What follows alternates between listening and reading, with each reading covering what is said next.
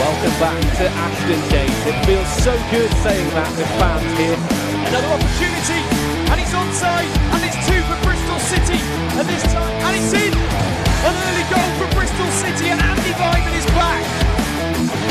And it goes clear ahead of Bristol City, and they are level. And it's a first goal for Andy King for his boyhood club.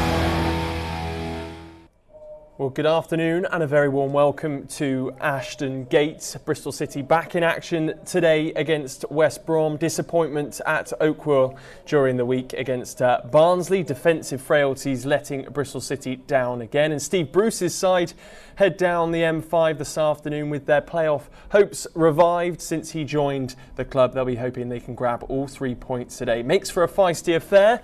And joining me on Robins TV again is head of academy coaches and their development, Steve Lilly. Steve, pleasure to have you back with us once again.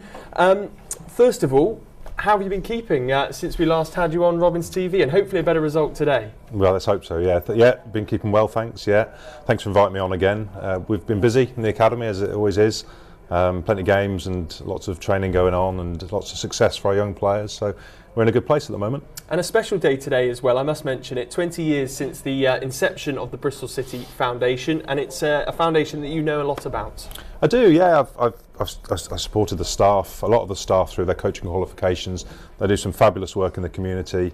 I've actually got personal experience from it, from my stepdaughter who had a tough time at school, didn't really do well at school, if you like, but got herself into the Robins Foundation, like 16 to 19 programme, just flourished. The staff there are fabulous role models to young people, and even if it's not football, it's just the life skills that they teach them, and so I've got nothing but praise for what they do down there. It's fantastic. Absolutely. We'll be hearing a bit more about that in a few moments' time. And turning our focus to the football, disappointment for City during the week against Barnsley. Never really got going, did it, at Oakwell? No, they were the words of Alex Ball, actually. I spoke to him in the week and in the office, and he just said, like I said, just never really got going. It was just one of those games, and it happens sometimes. I think the manager's already alluded to the fact that our Achilles heel is defending set pieces, but and I don't think our overall play was too bad, but we gave ourselves a mountain to climb again, didn't we? Yeah, absolutely. Here's the players arriving off the coach a short while ago, and I guess another difficult encounter today. I guess City seem to keep facing sides when they have an upturn in form almost. It was the same for Barnsley during the week, and now West Brom on the back of 2 wins out of their last 3 and a draw in the other game against a good Huddersfield side as well. City are going to have to be at their best today to get anything out of this game. Yeah, it's the law of sod, isn't it? They're coming into some good form. I mean, anyone who beats Fulham 1-0, I've seen Fulham here at Ashton Gate, the best team we've seen here this season. So to beat them, they'll come into this game with a lot of confidence. Yeah, we need to be our best to compete and get something out of today. And we spotted Dylan Kadji jumping off the coach there. He's not actually in the matchday squad necessarily, but he's spending a lot of time in and amongst it, and it's great experience for him. Fabulous, yeah. He was down at the training ground earlier, actually. Him and Duncan were watching the youth team, all their pals play for the youth team just before they left, and yeah, it's an exciting time for him. He's been at the club since he was 11. He relocated here from Luton and made his way through the ranks, and has been a real key performer, not just for the youth team but the under-23s, and really deserves his chance to be in and around the first team. Yeah. It's great. Well, hopefully not too long until we see him as part of the matchday squad as well. Let's have a look at the sides that will go toe-to-toe today in this fixture. Steve Bruce's West Brom are unchanged following victory over Fulham. Robinson and Grant lead the line. The latter has 4 goal involvements in his last 3 games and has proved his worth as their top scorer for the season after a difficult Premier League campaign last year. A 5-man midfield today, and at the heart of it is former England international Jake Livermore, and the man who previously Valerian Ismail brought to the club, Alex Mowat, as well. And then Gardner Hickman, the young man in their academy product, he is in the heart of midfield too. And then at the back, Clark, Bartley and Ajayi front up, and will look to protect Sam Johnston, who made a bit of a mistake and cost West Brom the opening goal against Huddersfield a fortnight ago. No place for Andy Carroll. I think a few City fans were hoping to see him up against Tim Closer and Robbie Cundy potentially at the back today, but he's not on the bench. He's not made the matchday squad, but it's plenty of quality there as well. Adam Reach, who we know likes a goal from distance. One change for Bristol City. Alex Scott, despite Nigel Pearson's optimism during his pre-game press conference. Is not fit enough for this one. Maybe an eye on his England under-19 call-up next week. Cam Pring comes in for him. Pring most likely will slot in as a left wing-back, with Jay Da Silva switching back to the right. Andy Weimann to play in a more advanced role today, ahead of Matty James and Masengo in midfield, who we will hear from shortly as well. Chris Martin and Semenyo keep their spots up top. And then a strong, youthful bench, which includes Josh Hours, a name you won't be expecting perhaps to see on the bench today. The young man has been impressing for the under-23s recently, scored I think against Millwall not too long ago, and he's done enough to impress the boss today. Right, let's hear from the man that picked the side this afternoon. It's Nigel Pearson with Robins TV. No, it's just one change. Cam Pring for Alex Scott. Was it a bit too soon for Alex? Yeah, he didn't make it. I mean, he trained the other day, but it's too uncomfortable, so we've got to make sure that he's okay for the remainder of the season. So unfortunately, he misses out totally today. Cam brings qualities. Does it mean you have to change formation and the way you're thinking about today's game? No, it just means Pringy comes on the left-hand side and Jay will be on the right-hand side. So yeah, we'll manage somehow. You've said you need to put in one of your better performances. Yeah. Is there a key focus today? Well, we need to be. Our organisation needs to be what it was at Blackburn. You know, where we were very tenacious and we showed a lot of discipline, which enabled us to win the game late on. We can't be as tentative as we were against Barnsley, otherwise it would be a tough afternoon for us. So, yeah, look, we're at home. I think we need to make sure that as an attacking side we cause them problems. Pringy can, of course, give us some width down the left-hand side, Jay in a different way on the right.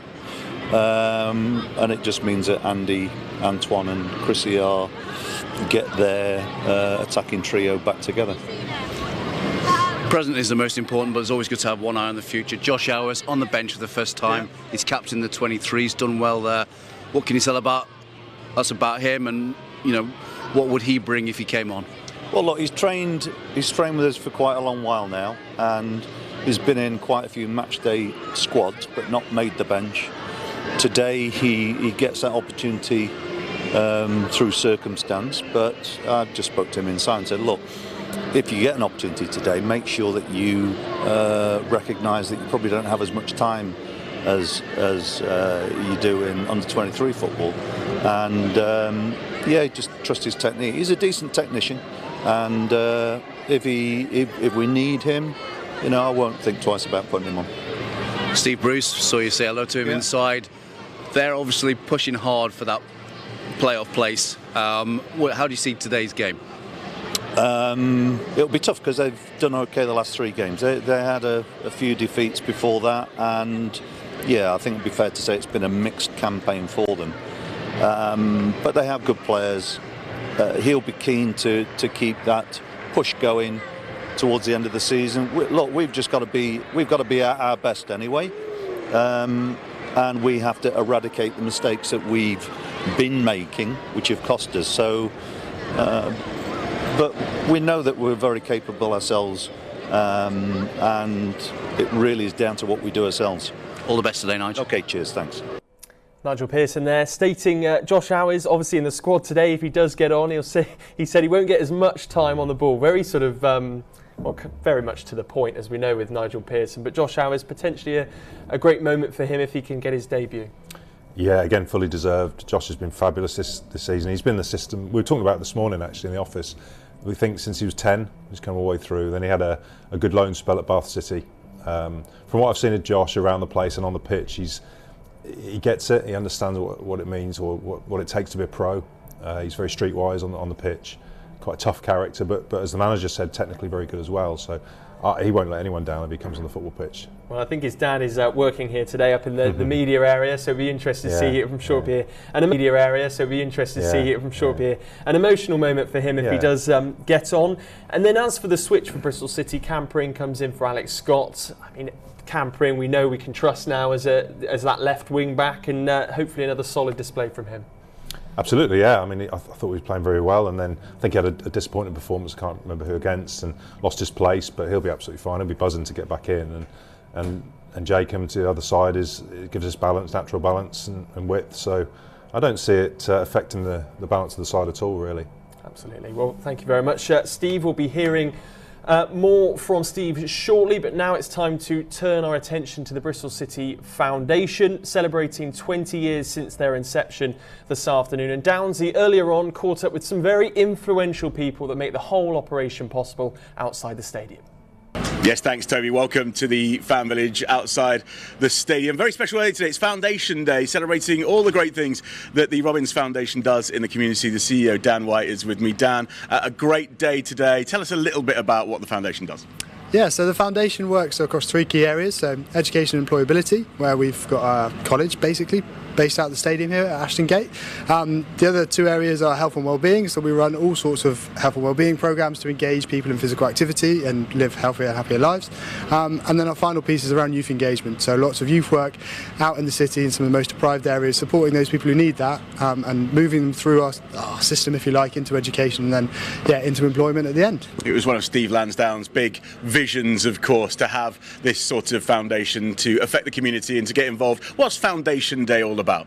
Yeah, so Foundation Day is really a celebration of the foundation. We've been running as an official charity for 20 years now, and our education programme for 10. So it's about, reflecting on that time, but also celebrating some of the great case studies we've had over the last couple of years. So Millie and Marshall today have been featured on the website, and we'll be doing some pieces today. But also we launched our strategy today, so our next 3-season strategy for till 2025, and set some ambitious targets for the foundation to hopefully continue to have a great impact on the community. Good stuff. All right, well, you talk about case studies. Let's bring Millie in now. Millie, tell us a little bit about what you were like as a person before you became involved here. When I left school, I was very lost. I didn't really have anything going for me. I didn't believe in myself. I wasn't confident, and I didn't really know what to do. What about the education program? How did it sort of bring you on? How did it sort of help your confidence? Coming to the foundation has completely changed me as a person. I am a lot more confident. I believe in myself, and it's just taken me out of my comfort zone, pushed me to do things that I would never dream of doing. And if it weren't for the foundation, I don't know where I'd be right now if it weren't for them. So, like, in terms of the academic side of you, in terms of the sort of, also the personality side of you, you've come on leaps and bounds. Yeah, definitely. Like, when it comes to academically, obviously I didn't do very well in school, and the foundation actually gave me sort of the belief to actually be able to do things, and because it was in we were put in like small class environment, so it actually gave me the confidence to push myself and not really feel embarrassed if I'd done anything wrong. And then personally, with all the volunteering I've done throughout the foundation has made me stand out. They've offered me some paid work, and it's made me fall in love with coaching, and that's what I love doing. So yeah. And for somebody that might be watching this that is wondering whether they should or shouldn't enrol, what advice would you give to them? Definitely do it. Like, it was probably, because I've done the foundation degree as well and the college, it's probably been the best 4 years, and I would 100% do it all over again. So I really don't hesitate, just do it, definitely. Thanks, Millie. Praise indeed there. Dan, if anybody's interested in getting involved, how do they find out more about it? Yeah, so you can just go on the Bristol City website, click on the Robins Foundation tab, and there's lots more information about all of our programmes, including our education programme. And just drop us an email at robinsfoundation@bcfc.co.uk. Have a great Foundation Day. Cheers, Downsy. Thank you very much, Dan and Millie. Toby will hand back to the studio. Thanks very much, Downsy. Yes, fantastic work that the Robins Foundation do. Right, after this short break, we're going to be hearing from the man that drinks the vodka and the cider, Han Noah Masengo.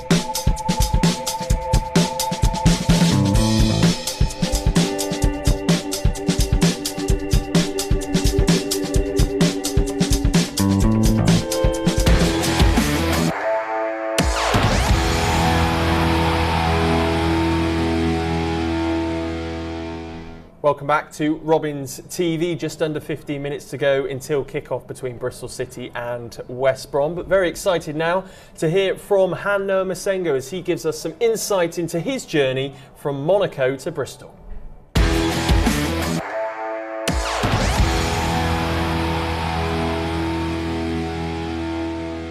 Han-Noah, welcome to Robins TV. We've seen you grow from a teenage prodigy to a regular starter in your time now at Bristol City. How have you seen the last 2.5 years? It's been good. It's been good. It's been 2 years and a half. So I've had time to grow. I've had time to develop, and it feels good. I'm just happy. Just happy really. At just 20 years old, you already have over 100 appearances under your belt. And talk about jumping in the deep end. Your first ever game at men's level is in the Champions League. So tell us about any feelings you had before you came on for Monaco. That was a bit weird because my first training session with the first team was like the day before. So it was just so quick, like it just happened so quick. I didn't really have time to think about it. I just had to play really, but that was quite good. That's like the top level, and that's where we all want to be as football players. So that was really nice. Absolutely. So how did your journey begin then? So what was family life like living near Paris? Yeah, that was really nice. That was really nice. We grew up in my family and I grew up in like Villepinte. It's like in the suburb of Paris. And that life was okay. Life was nice. I mean, I was just playing football all the time. Going to football, going to school, and just do this every day really. Yeah, let's talk about your dad actually, because your dad's been spotted at a few City games. How much of an influence has he been on you, and was he the one who took you to all those youth games? You mentioned that he's of course the coach as well, the head coach, so he's obviously a big influence on your career. Yeah, my dad, but just not my dad, not only my dad, I mean my family, my mom, my brothers, my sisters, everyone. We all love football, and I would say it's just, they've just always supported me, and they've always like picked me up after like training, and they've always been there for me for the games, and so it's always been important to the family. Let's talk about Monaco then. How was your time there? Your first club, you never forget your first club, your first appearances in the game too, but you only step onto the pitch 7 times. So what was that like? That was nice because I played only 7 games for like the first team, but I played a lot of games for the academy teams. So that was really nice. That's probably when I really started to see, that it could happen. I could be like a professional football player. And that's really where I started to like develop my game and start to grow as well, like in terms of, like size and weight, those kind of stuff. So it was really good. You then made a massive leap in terms of lifestyle as well to join Bristol City. So what was it that made you think, do you know what, I'm going to leave my home country and I'm going to try and make something of this football career in England? Yeah, I just wanted to test myself really, to see what I was made of, to come into the championship and see like what I could learn, how I could play, and see what I could do. So that was just the main goal really. So why did you choose 42 for your shirt? So it's like a French thing. So in France we have like postcodes, and so your city has got like a postcode. And so my city is like 93 42 0. So 42 is like for my city. Finally, I don't think there is a City fan out there who isn't desperate for you to score your first goal. Han, are we close to seeing you put one in the top corner and diving into section 82? Yeah, we are. That was send section 82 wild, I'm sure. And I guess, Steve, you haven't had so much to do with Han-Noah's kind of involvement with Bristol City, but you see these players that come in from further afield to join the club. How difficult is that adaptation? Yeah, nothing but admiration for him. Can't imagine being so young and up in sticks and moving countries and whatnot. It must be difficult. Well, it sounds like he had a lot of support from his family. I know that the club have supported him a lot, but he just seems such a positive young man, doesn't he? And takes life in his stride. I've seen him sort of develop as a player over the years, and a lot more disciplined now. I think when he first came along, he was kind of almost playing the game like he was stood in the street. but he's a very disciplined player now, and he's developed into a fabulous player, hasn't he? Yeah, absolutely. Thank you very much, Steve. Right, time to head now to 2010 for a rare win over today's opponents as City were centre stage live on BBC One. Haynes taking on Joe Mattock. Look at him go. Great speed. Mattock's really struggling to get back there. First attack from Bristol City in the match, and it was the pace of Haynes on that far side, and Joe Mattock knows he's in a game now. Haynes is a player not been in great form, but he's certainly got great pace, and he really takes the fullback to the cleaners there, and it's just a little bit more quality at the end of that. He could pick out the striker. Neat and tidy, but does the job, and now the more creative force of Dorrans. Bednar, Brunt, time and space to deliver the cross in towards Bednar. Gherkin makes the save. Fantastic. Bristol City survive. Well, that's a fantastic save. Brunt now on the left-hand side, putting a great ball into the box, which of course is what he's good at. Here come Albion again, the ball from Syverlon, picking out Dorrans, and it's 1-0 to West Bromwich Albion, and their man of the season, Graham Dorrans, is the man who's broken the deadlock. Well, he's an excellent player. He shows his quality again for his team. Little ball into the channel. Look at his composure. Johnson with it, carries up. Iwelumo's there. Iwelumo with the equaliser for Bristol City. It's his first goal for the club. We're back at square one. And West Bromwich Albion are pegged back by Gary Johnson's team here. And we are set up nicely for the second half. Ball into the box from the corner. Bit of a scramble. Just lands perfectly for Iwelumo. I mean, how do you like them in the penalty box? Just in the 6-yard area. Again, it's very scruffy, but it's the captain involved again. And what about that? Just a simple tap-in. So all that good work for West Bromwich Albion. Just wonder whether there was a handball there by Lewis Carey. The ball looks as if it might have struck him on the arm. Let's have a little look as it comes in. Not sure whether we'll pick it up this time. No, we're following Iwelumo, who plants the ball into the back of the net, and what a relief. But as someone pointed out, they still only lost out on 3 points in that game, even though it was 6 they led in. Here comes Danny Haynes for Bristol City, twisting and turning his way clear. Oh, what a chance! And Lee Johnson has turned the game on its head. Bristol City 2, West Bromwich Albion 1. Wow, would you believe it? You know, you look at Haynes, he's gone down that right-hand side. All of a sudden, he's full of confidence. It's a great run. Look at him here. He takes it on, he's composed. He's a different player all of a sudden. He checks inside, he goes outside, and he pulls it for the far post. And there's Johnson breaking suddenly from midfield with bags of confidence. Amazing what a goal does, and now they're 2-1 up. More of that today, please. Steve, just quickly ahead of kick-off, score prediction for today? I think we'll respond from Tuesday night. Whether we'll have enough to beat West Brom, I'll go 1-1. but my heart says 2-1. Happy days. Okay, right. Remember, you can still grab your matchday pass for today's game if you are overseas at robins.bcfc.co.uk. But it's at this point we say goodbye to those of you that are watching with us today on YouTube and Facebook.